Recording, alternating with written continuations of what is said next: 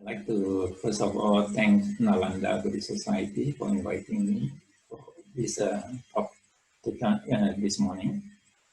As Sister Ailey has mentioned, this is a continuation of the forum that we had last month on staying positive during the pandemic. But today's topic is specifically on managing anxiety and worry. And while it is easy to say that we want to stay positive during the pandemic, the reality is that very often we are not able to do that. Instead, our mind tune in or gravitate towards the negative thoughts. And when we have reached that point, it can become very difficult to stay positive. In fact, it can become very difficult to even manage our anxiety and worry. And it can disrupt our life exceedingly. So this morning, I will try to discuss on how best we can manage anxiety and worry that ensue.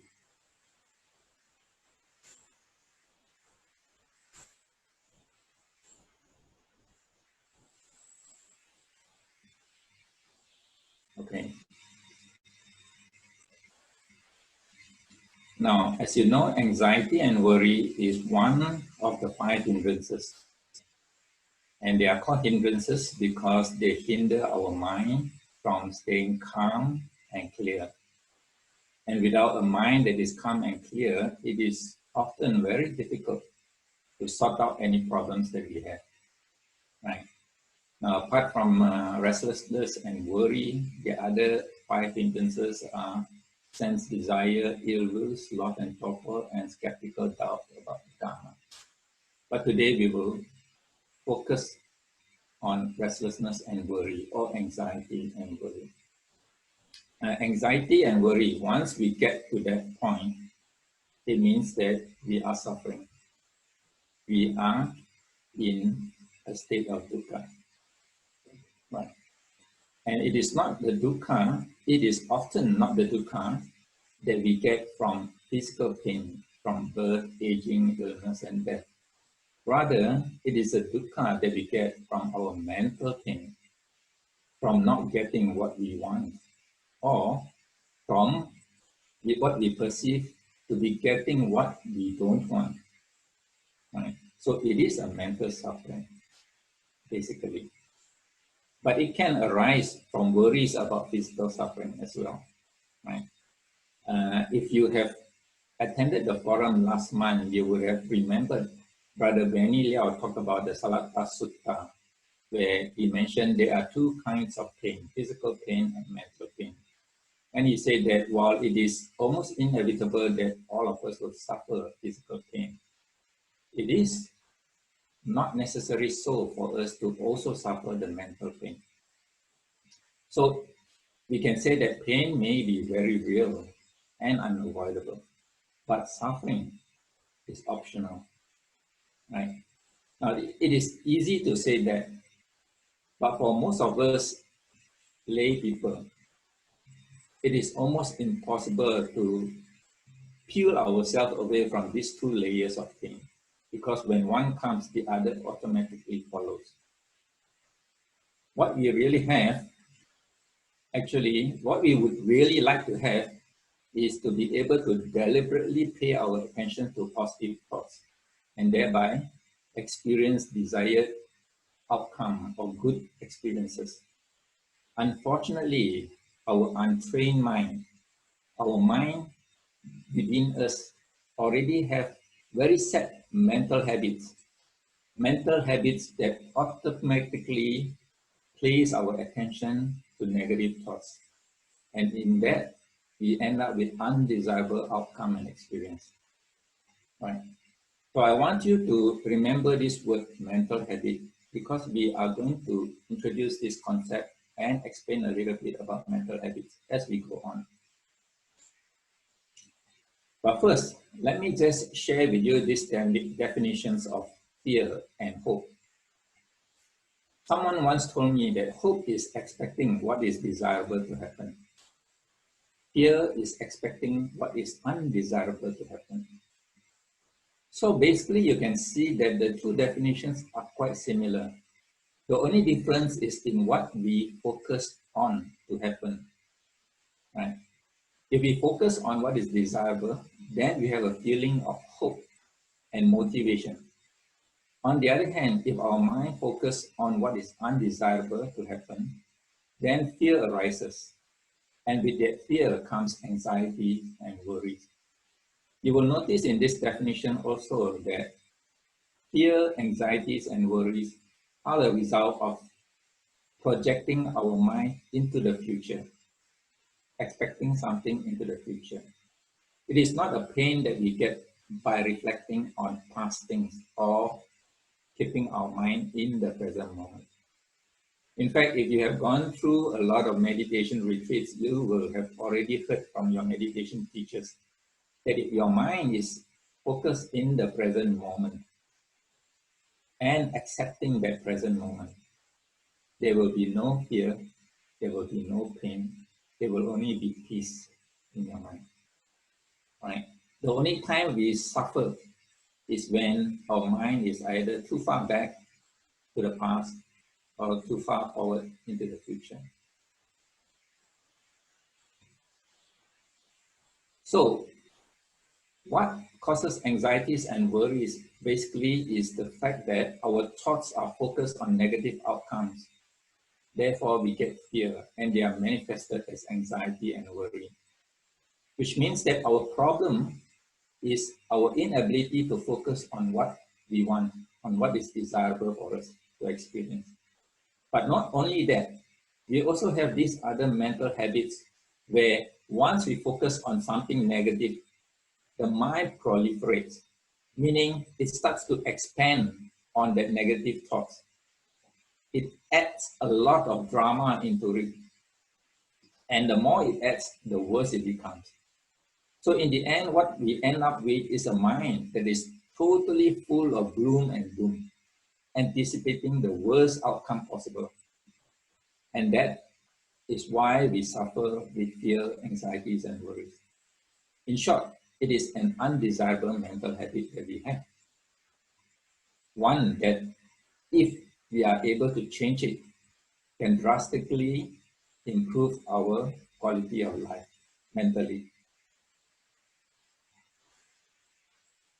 If you look at Devda Vittaka Sutta, which is a sutta found in Majjhima Nikaya number 19, the Buddha says, whatever one thinks about and ponders repeatedly becomes an inclination of the mind. What this means is that it is a mental habit.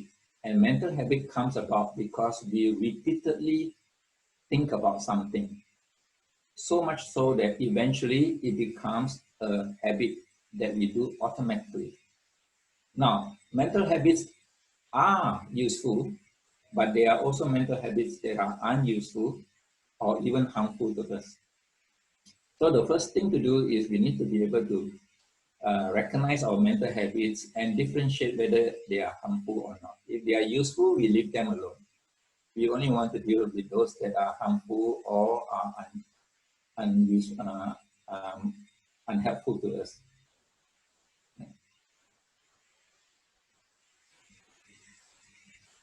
Okay, like I say, I want to talk a little bit about mental habits and how they are formed. I often give this analogy or these examples of how mental habits are formed. It's like someone going into a virgin jungle. When you first go into a virgin jungle, there is no path for you. When there is no path for you, you have to put in a lot of effort to clear the path. Chopping down the trees, chopping down the plants, the bushes, clearing the way. So the first person to go through the virgin jungle is often the one that has to put in the most effort. Subsequently, your second trip through the path will become easier because it's already clear and there's only a little bit left. And the third person going through will be even easier. So over time, the path becomes very clear and you no longer need any effort to use the path. In the same way, this thing happens within our mind. When our mind has acquired a new habit, if you repeat something over and over again, what happens is that the mind, the nerves start to create a new pathway. This is what science calls neuroplasticity. The neurons in our brain is elastic enough to create new pathways. The problem is that once the pathways is created, then it becomes fixed. So if your mental habit is a good mental habit, then when it becomes fixed, it is actually very useful for you. That means you don't even have to think about it. It just comes automatically, useful for you. The problem is if we have mental habits that are harmful to us. And today I'm going to share with you that we do have a lot of mental habits that are very, very harmful to us that we may not be aware of. And we will try to pinpoint some of this. Okay. So people say that old habits die hard. So if you have old habits, it is difficult to change, but it is not impossible. And there's no need to kill the habit. You simply have to replace it with a better one, which means you will have to now consciously create a new kind of thinking. Now, the scientist says that there is a habit loop, and it starts with a trigger. The trigger can be external, like a person that you see or events that happen, or it can be internal within our mind itself, a specific thoughts that we associate with certain things. And once the trigger happens, we have this automatic behavior that leads to an outcome that is rewarding. Now, the word rewarding here can be very misleading because if it is rewarding, then it should be good outcome. But it is not so. It is rewarding in relation to something that is worse. Okay? There may be two negative outcomes. What happens is that we choose a behavior that gives us the one with lesser pain. Right? But that lesser pain may be just a temporary relief. We are not actually dealing with the actual problem.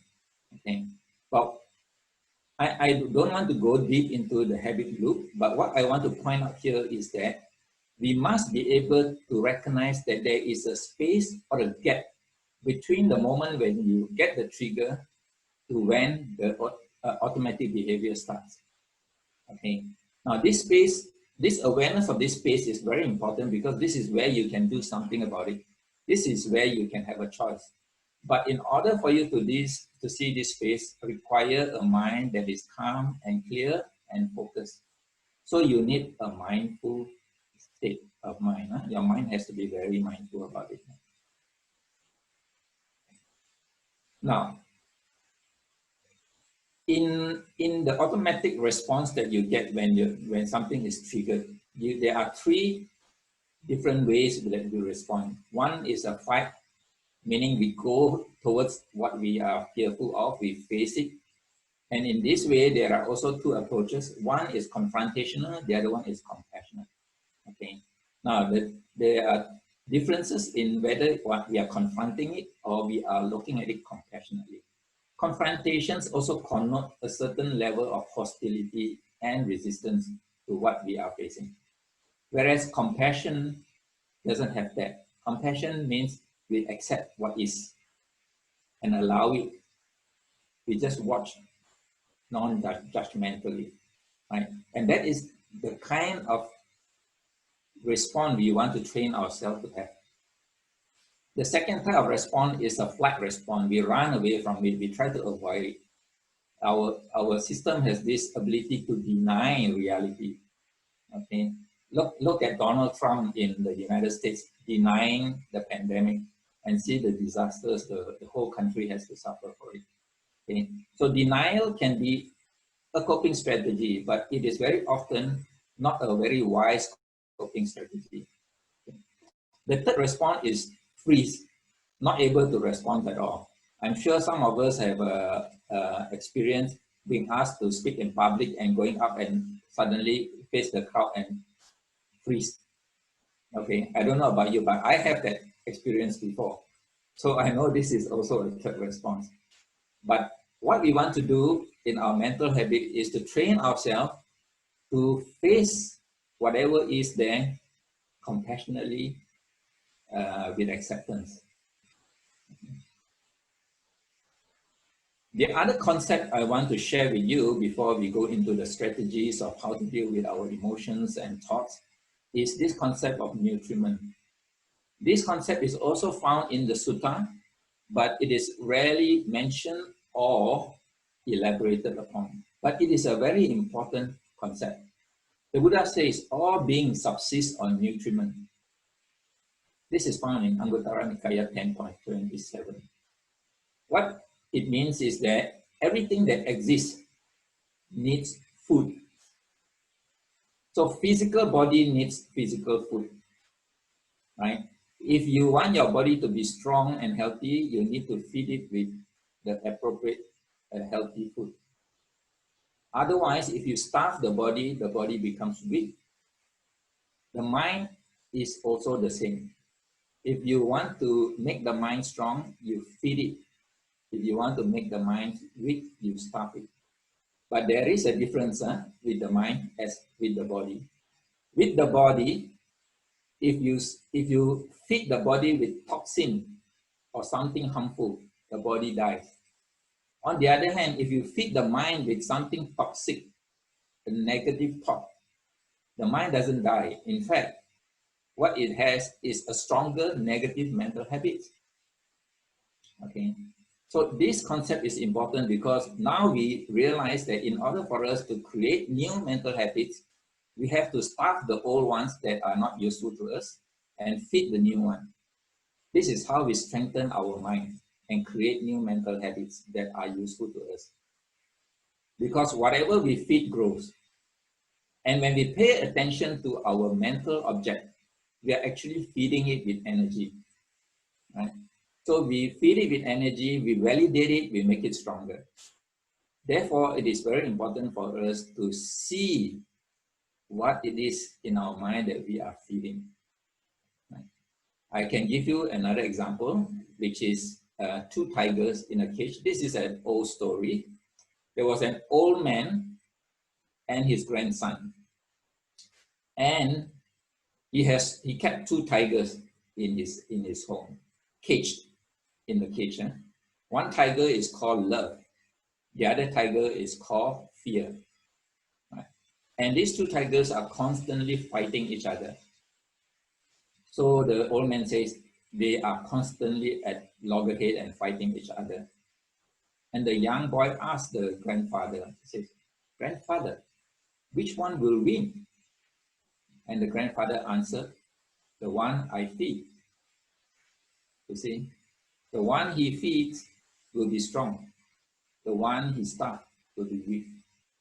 This is the same thing we must do through the mental habits that we want, we must feed it. The mental habits that we don't want, we must starve it. That is a very important concept. So now we go a little bit into the thoughts.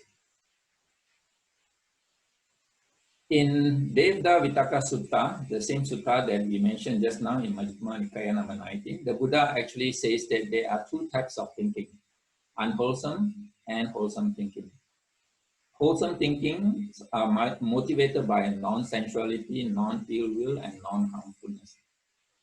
And it leads to neither one's own affliction or the afflictions of others, or both. It promotes lack of vexations, meaning no anxiety, no worries, no fear. It fosters discernment because the mind is calm and clear and therefore can see clearly. And it finally leads to unbinding, nibbana. On the other hand, the other group, the unwholesome type of thinking, they are motivated by sensuality, ill will, and harmfulness. And they lead to one's own affliction as well as the affliction of others, and both as well.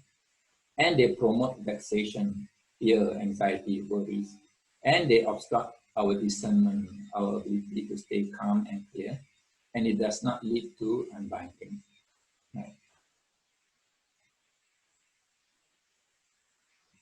So In the last forum, I talked about irrational thoughts, and I was told that there are some of you who wanted to know a little bit more about irrational thoughts. Now, there are two types of negative thoughts. There are actually more than two types of negative thoughts. But the two types of negative thoughts that I want to focus on today are basically the negative self-thoughts and the irrational thoughts. Okay. Negative self-thoughts, I think most people can understand it easily because it's what we tell ourselves.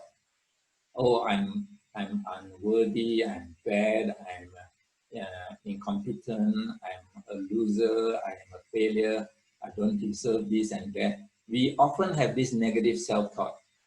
And this negative self-talk is creating a lot of harm in us because it demotivates us and it takes away our a sense of self-worth and confidence. Okay. People with a lot of negative self-talk are very fearful and have no confidence. And the way to go around this is to be observant of the thoughts that you are that you're telling yourself. This inner self-thought needs to be made aware in your conscious awareness. And then you can do something about it. You can replace it. Right? But the other type of irrational thoughts are a lot of things like assumptions, biases, criticism, denial, dramas, expectations, fallacies, generalizations, and judgmentals. I'm just going to describe each one of them briefly, and then I will share with you an example and see whether you can understand it from there. Assumption is when we jump to conclusion. We sometimes when somebody says something, we quickly jump to conclusion and say, oh, he's talking about me or he means me, but in actual fact, the person may not be talking about you at all right? But we simply jump to conclusion because we think that when everybody talks about something, it's always about us. And some people have that kind of thinking. And very often we have this habit to dramatize things. Small little things, we make a mountain out of a molehill. Small little issues can be exaggerated and expanded and magnified.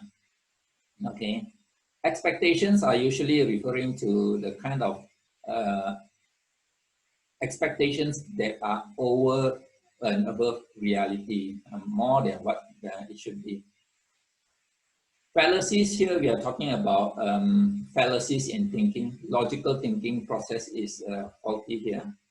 And generalizations is very common because generalizations is like this. If one person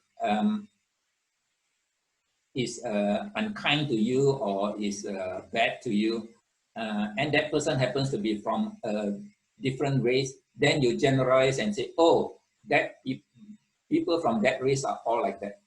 You know, it's a generalized statement, whereas in fact, it's only one particular person, right? We have a lot of these generalizations in our mind, and they can be very misleading and inaccurate. Judgmental means we judge people all the time. We criticize people all the time. Okay. These are not necessarily called irrational thoughts, but they are thinking styles that are not useful to us and can be quite harmful. Right? Okay. Now, in psychology, they have very specific names, and there are many other more different types of irrational thoughts. One of them is called catastrophizing. That means you see only the worst possible outcome. Right? Minimization means you minimize your own good qualities. When you do something good and people praise you, you say, no, this is a small thing. However, when you do something wrong, you see it as a big thing. So minimization and maximization, but in the wrong way, right? Grandiosity means there's an exaggerated sense of self-importance. Wow, I see myself very important. When I go into a certain place, people don't come and greet me, I feel insulted. That kind of grandiose ideas some people have. Personalization, like we say, everything is about me. Yeah, everything people say seems to indicate that it is about me. So some people have this. Magical thinking is believing in rituals that can believing that rituals can protect them from things. a lot of religious people are like that. They are very ritualistic and thinking that that can be helpful to them. We have already mentioned jumping to conclusions, and there are also some people who have this all or none thing, a very black or white thinking. That means if I'm good, I must be always good. If I'm bad, I must be always bad. If you have that kind of thinking and you make a mistake, you will consider yourself a total failure throughout your life because you think it's either this or that. While it can be quite surprising for us, in reality, we do see quite a number of patients who think like that. Delusional actually is even more severe or extreme kind of thinking that are way out of reality. So what I'm trying to share with you here is that we do have a lot of irrational thoughts or thinking styles that are not useful to us. It is in our mental habits. And it is important for us to differentiate, to learn how to differentiate what is facts from what is not facts or fictions. Okay? And many of what is not factuals actually are our own personal preferences and biases, or illogical thinking, meaning our thinking processes is faulty in some ways, right? I'm not going to go into great details about all this because actually the psychiatrists or the psychologists have a worksheet for you if you want to pinpoint all this, right? To do this, we have to go very deep in, but we won't be able to do that today. What I want to do is to highlight to you that there is such a thing as irrational thoughts, and that a lot of the time, our thinking are not based on facts, okay? So for example, I'm just going to show you this picture, right? And I would like to ask you to give me a statement, put it in the chat. Give me a statement, a factual statement about this picture. Can you do that? Can you offer to give me a factual statement about this picture?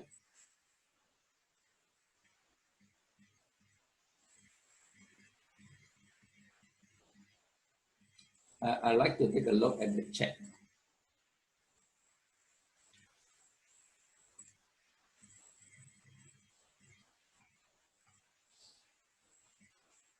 Okay, there I see a lot here, right? The flower is red. It is a pot of flower, plastic. There is a white pot. This is a plant. This is a plant. There are 6 flowers. The flower is red, healthy plant. Pot of plant, real and fake looks the same. Fake flower, fake plant, beautiful flower. The leaves are green. Nice picture. It is a plant. Happiness feeling. Okay. Beautiful plant. Right. Okay. Good.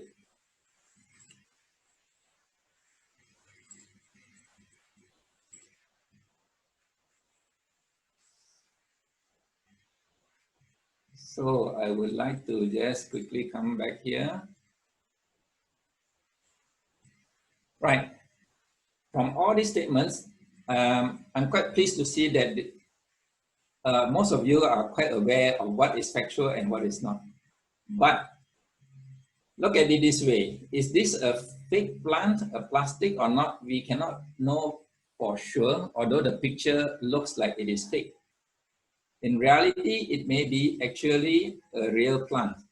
Some real plants can look quite plastic, okay? So when we make that statement, we are assuming that our assessment is correct. But again, it is an assumption because there is no way for us to validate whether it is true or not, okay? So that is one thing. Sometimes we make assumption and we consider that to be true. And after that, we act on that assumption thinking that it is true. Right? The other thing I noticed is that some people say, this is a beautiful flower. Right? Now, beautiful flower is an opinion. For you, it may be beautiful. For others, it may not be beautiful. Right? So when you use the word beautiful, it is an opinion and it is relative to some other people's judgment. What if I tell you this is an ugly flower? Are you going to fight me? It is not, because ugliness or beautiful is in the eyes of the beholder. So that is not factual, but it is an opinion. Sometimes we can't differentiate that, and we think that our opinion are right and other people's opinion are wrong. Okay, so we don't give people the freedom to have their own opinion. This happens very often in religious groups, where you have this fanatical belief that what I believe in is right, what other people believe in are wrong, and therefore I will try to force my truth onto others. Okay, but by and large, I think you guys are very good already. Play it safe and use very factual statement like the leaves are green, the flowers are blue, red, the pot is white. These are all factual. This we can see, all right? But there are some who we need to be aware. Some of these things, like fake or plastic, is an assumption until we can verify it. And things like beautiful or ugly, or healthy or unhealthy, it looks healthy, but you may not be able to see that there could be some fungus infection at the back of the plant. Okay, so some things are assumptions, some things are our personal opinions. We need to be able to differentiate that. Okay. The other thing that we have in our mind that is problematic to us is this process called papancha, proliferative thinking. It is also a mental habit, and it's, like I said, it is an expansion of our negativities, and we move on from one to the other. And the problem with this is that it actually obscures the bare data, the bare realities. Let me give you an example of my own experience. When I first started out as a GP in my clinic, I saw this new patient of mine, and he said he was a salesman, and he was a car salesman. At that time, I was also interested in buying a car, so he convinced me to buy the car through him. So I was convinced. I paid him the deposit, and I gave him all the documents necessary to process and get the car. But by the end of the day, when I went home, I started to wonder, this is a new patient. I've just met him. How can I be sure that he really is a car salesperson? And I've already written a check to him and passed him all my documents. What if he is not? Right? So I start to worry about, losing my money. And then it gets worse. What if he uses my document to obtain a loan under my name for the price of the car? Then it gets even worse. I start to think, what if he uses my document to get a bigger loan for a house or something under my name? So you can see how the mind starts to proliferate from one unverified fact to more and more unverified facts. So what I have here is a proliferation of thought where I have jumped to conclusions, making assumptions, maximizing, catastrophizing, looking at the worst situation possible. But in the end, actually, it turns out that he was genuine, and there was actually no need to do anything, right? So I wasted my time worrying and couldn't sleep that night. So the solution actually for us is mindfulness. Mindfulness is a very important mental tool. And mindfulness is a very important mental tool that is long-lasting. It is a tool that is useful for us over the span of our lifetime.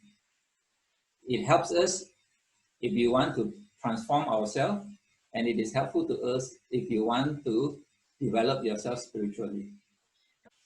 Right, so in order for us to change ourselves in any ways at all, the first thing we need to do is to be aware of what it is that we need to change. That's why they say awareness before change, ADC. So we need to be aware of our thoughts and feelings. And that is possible when we practice mindfulness. And it is important to point out that mindfulness is not a practice that you can gain instantaneous benefits. It takes a long, continuous practice in order for you to benefit from mindfulness. Okay? It's like meditation. If you practice a little, you gain a little. If you practice a lot, you gain a lot. If you practice completely, you gain completely. But mindfulness is an essential tool to allow you to master your mind. Right?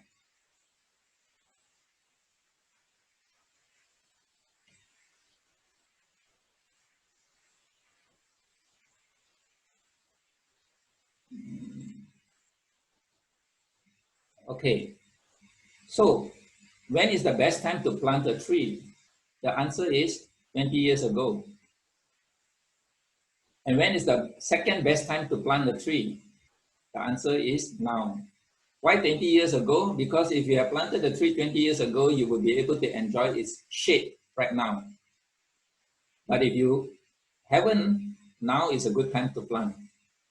The same thing with our mindfulness practice and our meditation practice. When is the best time to practice?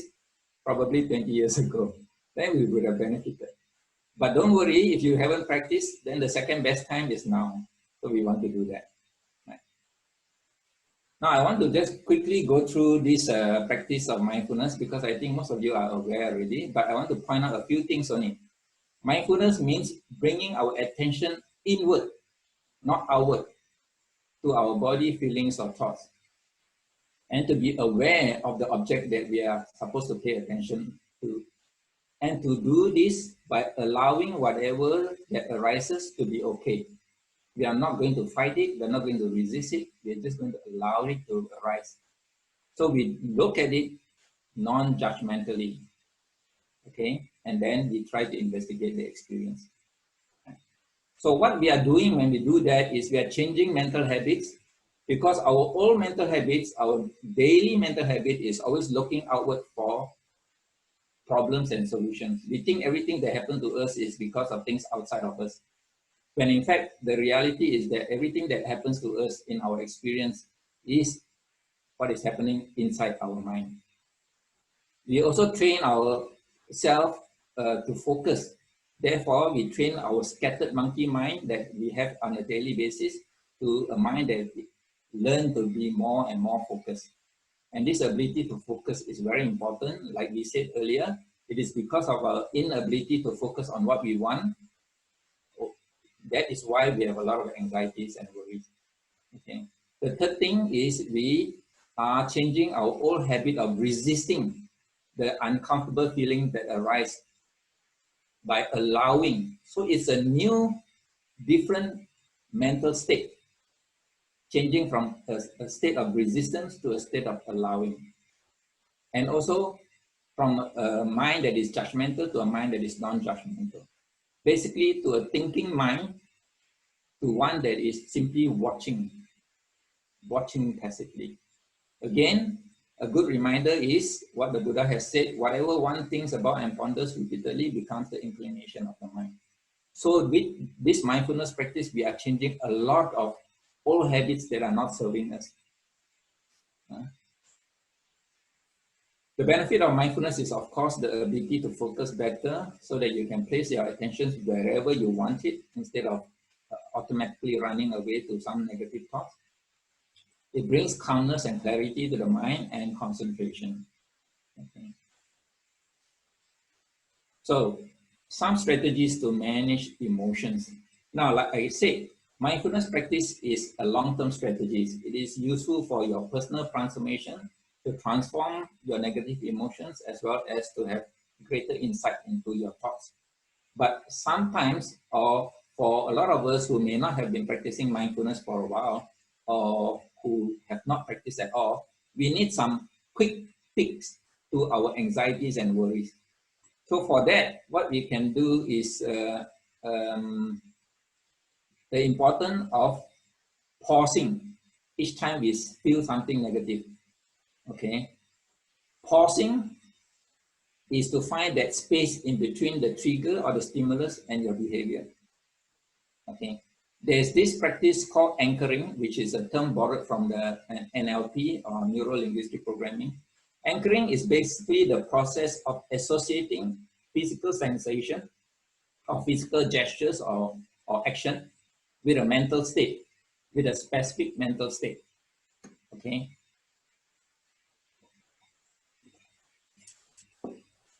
So for example, if you have been a meditator and you are able to sit down with a calm and peaceful mind, with a certain gesture, you create yourself a certain gesture. Each time your mind is calm, you create a gesture, any kind of gesture, hand gesture. That's why, you know, in some traditions, they have this mudra.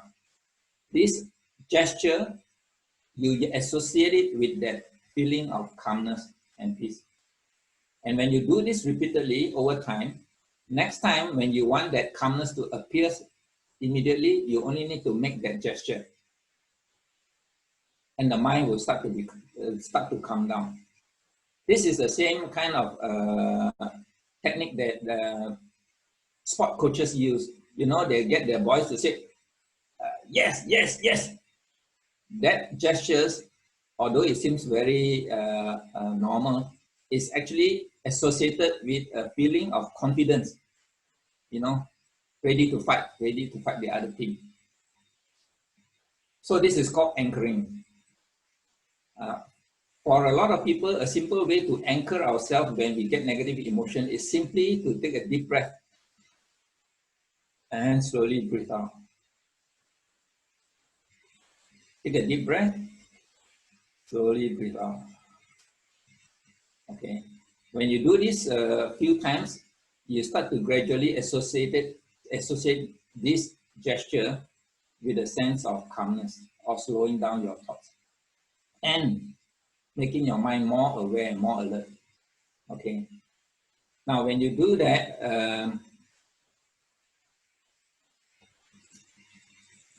once you have calmed yourself down, once you have start to pause, then you can start to look at your feelings.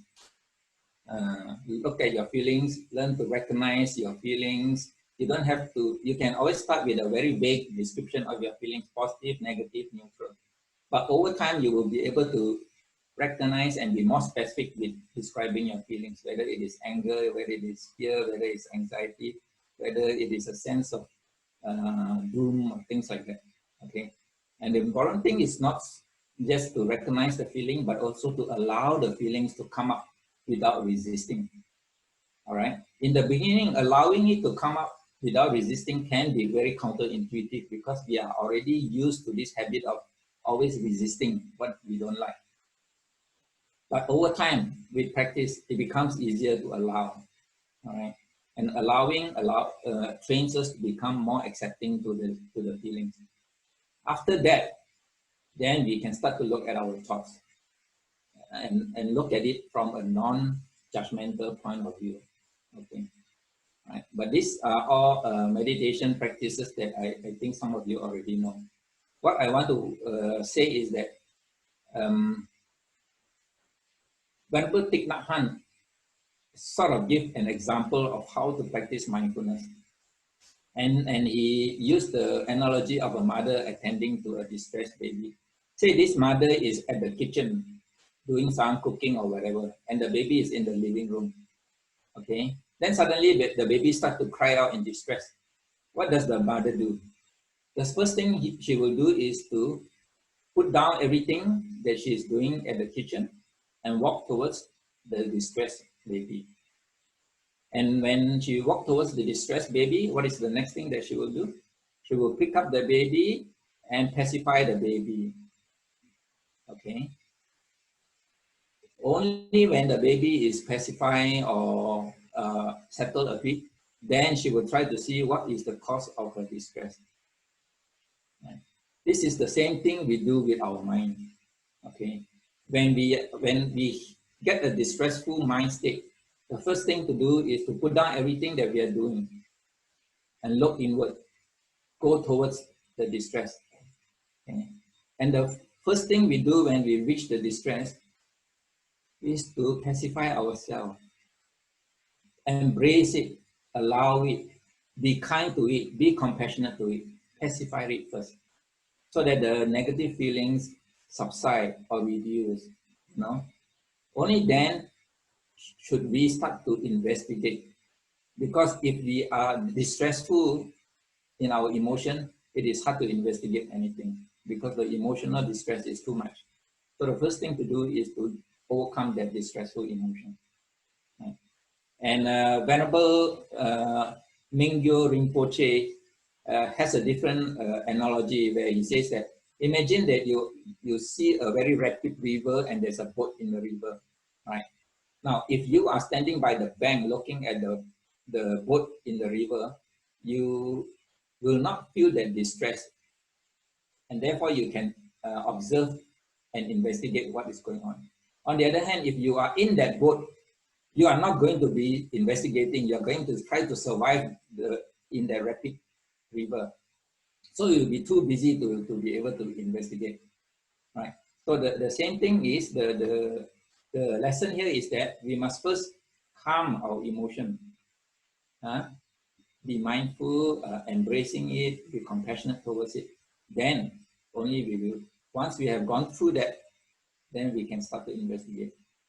Okay. I want to say a few things about resistance here, because when you have resistance to your emotion, it is an indication of fear. And if you continue to focus, or if you continue to feed the resistance, you only validate the fear and make it stronger. So always acknowledge the resistance. The moment you acknowledge the resistance, it means you take responsibility for it. But you also start to allow the resistance to be there. And that stops you from feeding and strengthening the fear. Okay. There's a good poem that says, that refers to resistance. It's called The Guest House. But I don't think I want to go through it with you. Right? It's quite long. Huh? But basically what it says is that whatever comes, you allow it. Whatever comes, you allow it. No need to fight it. Okay. So basically, there are many ways to relieve uncomfortable feelings. Okay. One way is through your mindfulness practice, which we have mentioned just now. But there are also other simpler ways, temporary ways. They are not so long lasting, but they are temporary distractions, like going out for an exercise, go for a walk in nature. Some people like to do shopping. Some people like to do other relaxing activities. Chanting is also a good way to distract yourself from the distress. Some people find journaling, writing about their thoughts and feelings on a piece of paper or in a book, to be very, very effective. I personally like this very much because I've used it before, and I think you can learn a lot about yourself there. There are many other techniques that we don't have time to talk about. Basically, what you want to do is to learn to befriend your negative feelings. Don't be afraid of it. Don't fight it. Recognize it, acknowledge it, and explore it. Tolerate it initially, allow it, and then finally be comfortable, totally comfortable with it. So sit with your emotions as they arise, feel them, listen to them, appreciate them, but never run from them, because they'll track you down and haunt you until you are courageous enough to face them and ultimately learn the lessons that they hold. Okay. Now, I don't want to go too much into gaining insight, because I think the main thing we want to talk about is managing the anxieties and the worry, and therefore the negative emotions that come up. But very quickly, once you have gone past that, you can get a lot of insight by looking at your thoughts, whether your thoughts are rational or irrational, and if they're irrational, what type of irrational thoughts they are. That is good for your own personal understanding, but it is not necessary. What is more important is for you to be able to see the link between your thoughts and how that affects your feelings. And that in turn affects how you behave and act. That link is very important, because this is the link that the psychiatrists and psychologists use in their cognitive behavioral therapy, the CBT, to teach you why certain thoughts affect you emotionally in certain ways. Okay, so that is something that you want to see when you practice and investigate. And it's always a good thing to question your thoughts and challenge your thoughts, because our thoughts are not what it seems to be. This Dr. Russ Harris wrote a book called The Happiness Trap, and he says, all too often we react to our thoughts as if they are the absolute truth, or as if we must give them all our attention. In reality, not all thoughts are true. In fact, many of our thoughts are not true, and therefore we actually do not need to give attention to them. But we disproportionately give our attention to them, and therefore we energize them and we strengthen them, and it becomes mental habits that are harmful to us.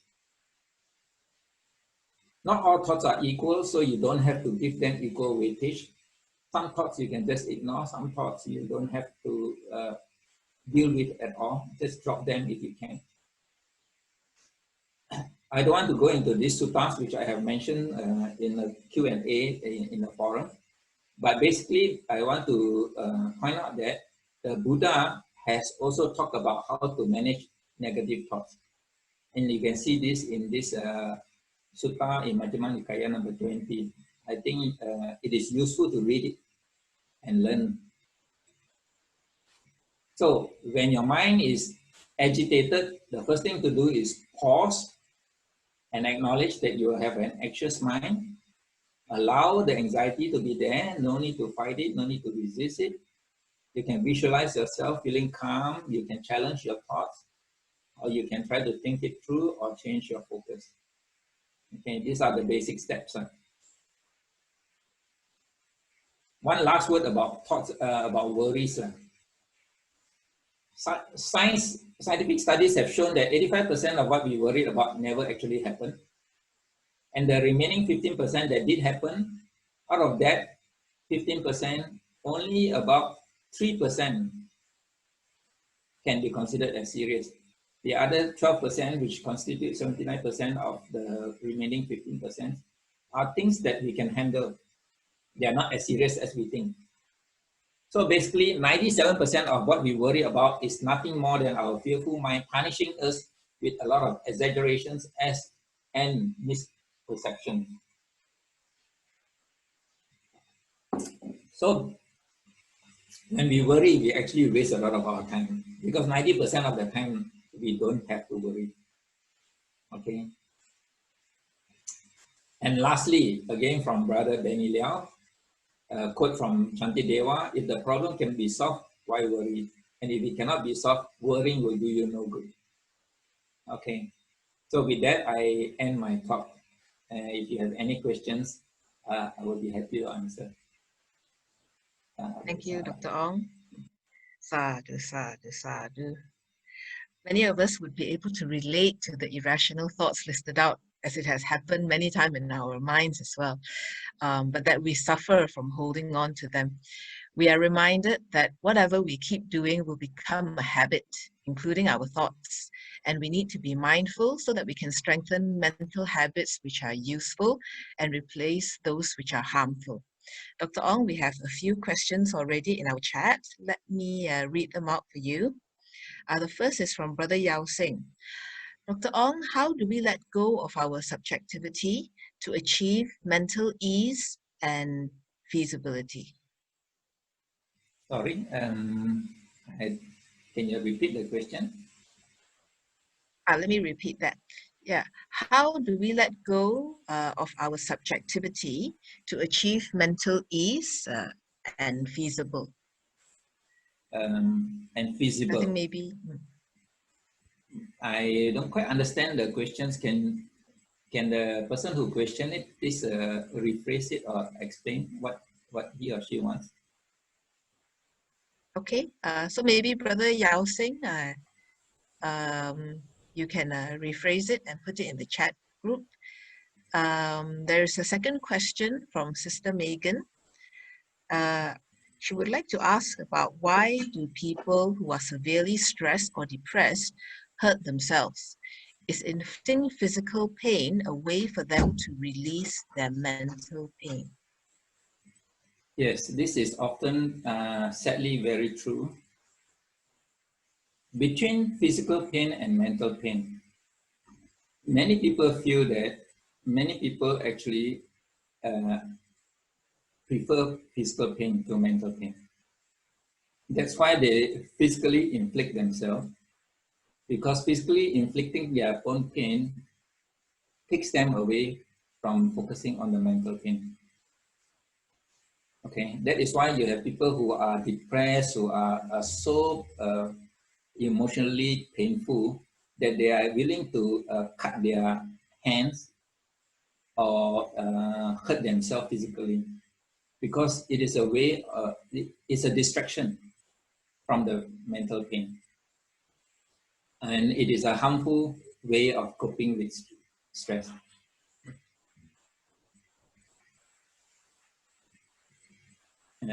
I hope that answered the questions.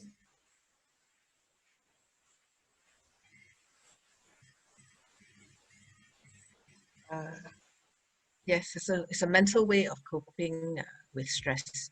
Yeah. Okay. Brother Yao Sing says that it's okay, but maybe I can relate to his question, which is we have our own personal biases, our personal likes and dislikes, and it causes us a lot of mental stress, because when we look at something, we react to it based on our personal bias. So how can we get rid of that? Okay, right.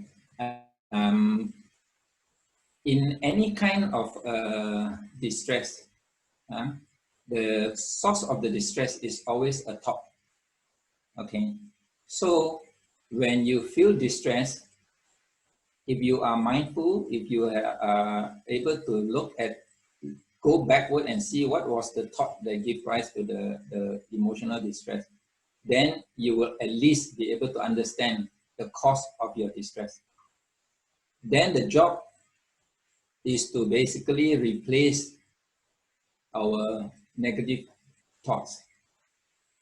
That is the first advice from the Buddha in the Vitakka Santara Sutta, replacing a negative thought with a positive thought. And what that means is that we must first be able to recognize that we have negative thoughts, right? And yes, you are right. We have a lot of beliefs, and a lot of our beliefs are actually negative or harmful to us. So our job is to be able to recognize those beliefs. There are also a lot of beliefs and thoughts within us that we are not aware of because they work subconsciously, just below our conscious awareness. So our first job is to try to bring that up to our conscious awareness, where we can recognize them. Once we can recognize them, then only we can replace them. Okay. So again, that for that to work, you need a lot of mindfulness. You need a lot of self-awareness to be able to look at yourself in your thoughts. Which is why journaling sometimes is very useful. When you sit down and reflect on your feelings, you can actually trace it back to your thoughts, and then you start to recognize, hey, yeah, why do I think like that? You start to question their thoughts, questions their belief. Once you start to question that belief, that the solid belief start to crumble, start to break up, and becomes easier for you to start a new belief. So you stop feeding that old belief, and you start to feed a new belief. Okay. This is easier to describe, but it's actually very hard to do. That is why a lot of people with this kind of limiting belief, harmful belief, and irrational thoughts, they go through these things with their psychologists or their psychiatrists, and they do this on a weekly basis, to pinpoint it. And you have to do a lot of homework. You have to go home and you have to fill up your worksheet on what was the emotions that you had, and what was the thoughts that you could identify, and then they go through it one at a time. And it's a never-ending work, but it is very useful and life-changing. It is a transformative process. And for a lot of us, if we are mindful enough, we can do it on our own. We don't need to go to a psychiatrist or a psychologist if we are able to be more self-aware of our own feelings and thoughts. So the key here is the self-awareness of our feelings and thoughts. Once you are able to be aware, then you can do something about it. Thank you, Dr. Ong. A lot of reflection as well, from what I hear. Sister Annie Chua has a question. Sister Annie? Just here. Hello, Dr. Ong. Hi. For the talk.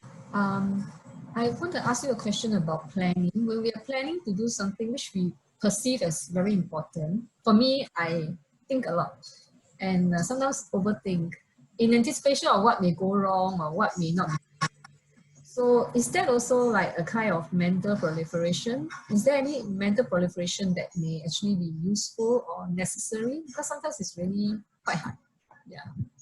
Okay, I think I understand what you mean. Because sometimes when we plan a project or something, we have to look for possible obstacles, possible problems that we may encounter, and we want to be ready for them. Okay, I think when we use the word proliferative thinking, we are referring to the kind of thinking that are completely out of proportion. Okay, but to be able to be a step forward to be ready for potential problems that are realistically possible that it can happen, I don't think that would be considered as proliferative thinking. I think that is proper planning. The difference is that they are actually quite useful, right? If your thinking starts to go out of proportion and think of even other things that are unlikely to happen, maybe 1 or 2% likelihood, then it starts to be distressing to you, then it can be considered as proliferative thinking. But if you put everything like this down on paper and once it's done, you put it aside, you are no longer disturbed by it, I won't consider that as proliferative thinking. Okay. All right. Thank you, Dr. Ong. We have a question from Sister Levin. She thanks you for the sharing. How do we deal with our judgmental mind towards a person who we see on a daily basis, and we always know what he or she will do, and our judgment is always right? I think it's always judging someone who we know very well. How do we break that judgmental mind? Yeah, I think this happens a lot in the family itself, and people we are close to, because we spend a lot of time with them. So we sort of feel that we should know the person very well, and sometimes we feel that we know the person better than they do about themselves, right? Yeah, that can be a frustration to us when we see that, hey, you know, I see the problem with you. How come you can't see the problem with yourself? And each time we try to point it out to them, they just deny it, or they just can't see it, right? Now, my own rule for myself is like this. I try to point it out in a very non-judgmental way. I don't want to personalize the problem, okay? So I will try to point it out without a sense of accusation, which means you have to be very careful to choose your words wisely. So this is where right speech comes in very useful. You have to be very reflective first before you say anything. And even after you have done that, and they still can't take it, or they can't accept it, or they continue to deny it, I think the next step is, if you have done this repeatedly and you see no change, the next step is for us to have to accept that this person is like that, and we will try to not so make ourselves not so irritated by their behavior. You know, in other words, we need to look at ourselves and see our own reaction to them. And because we cannot control what the other person choose to do or want to do, we can, on the other hand, control how we react to this person. So we look into ourselves and see our own reaction. Is it helpful? Is it healthy? If it is helpful, or if it is unhelpful and unhealthy, we should learn to let go as well. So this is also a lesson for us to be able to let go from our side. You know what I'm saying? I understand. I think I understand what you're trying to say, because I have similar experience like this before as well, where, you know, I try to point out certain things about the person, and no amount of pointing out can change that person. So the next thing I can do is to change my own reaction, right? So I think that way is something we can control. That is something within our means to control. And we want to change that reaction to something more beneficial and healthy. Thank you, Dr. Ong. Okay. The problem also is changing ourselves, so it takes time Yes. because we already have the habit of thinking that this person is like that and he will irritate me. Then automatic the negative emotion will come out. Correct. Correct. It's very true. The moment you see that person, already it comes out before you can control it. So we need to really train ourselves to be very, very mindful of our reaction. This is where our Dharma practice comes in. Yes. You know, this, in fact, that's why the Tibetan says these people are our gurus. You know, they keep reminding us of the things the work that we still need to do for ourselves. Yes. Yeah. Thank you, Dr. Ong. Yeah. Thank you, Dr. Ong. We have a question from Sister Sandra. How do we kick out a bad habit such as watching TV? One of the methods mentioned in the Vitakka Santara Suttas is to reflect on the negative consequences of our habit, of our negative habits. So if you are watching TV too much, that is one way you can do to reflect on what you can achieve if you don't watch TV that much. What are the positive things that you could do with the time that you have allocated to watching TV. So reflecting on the negative outcome of the negative habit is one way. Changing it or replacing it with something else that is more beneficial is another way, which means you take a look at why you want to watch TV. Actually, a lot of us watch TV as an escape from our daily stress. Yeah. But if escaping from our daily stress is the goal, then look for other ways that you can do to also escape from daily stress that are more healthy for you. Like some people prefers to jog in the park, go for a nature walk. You know, these are more healthy for you physically as well as mentally. So that can be used as a replacement for watching TV. But if you are saying, oh, well, now we are in this pandemic, we don't want to be out there too often, then maybe indoor exercise. Or even simple things like rearranging or cleaning your house, your bedrooms, your living room, or having a hobby that you like you know, planting some flowers, some plants, healthier habits to replace that one, and see if that also brings some kind of relief from your daily grind. Thank you, Dr. Ong. And we have, I think we will go with another two questions. So Dr. Ong, earlier it was mentioned that continuous questioning and challenging our thoughts was encouraged. May I know whether this will be harmful to our self-confidence and lead to skepticism? That depends on the kind of state of mind that you are in when you question your thoughts. Huh? When we say questions our thought, we are actually referring to a point where you are already at the level where you have already overcome the distressful emotions. Okay, you remember we talked about first looking at our emotions, allowing it, don't resist it, embrace it, compassionate towards it. Then when the emotion, the distress, the emotional distress has settled, then only we look at our thoughts and we try to challenge it and question it. But that actually comes at the very end of your mindfulness practice. The earlier part of your investigation of your thoughts should be to simply watch and recognize what are the thoughts that you have. Okay. If you watch and recognize the kind of thoughts that you have, you will see that you have a lot of very good thoughts, but you also see that you have a lot of very negative thoughts.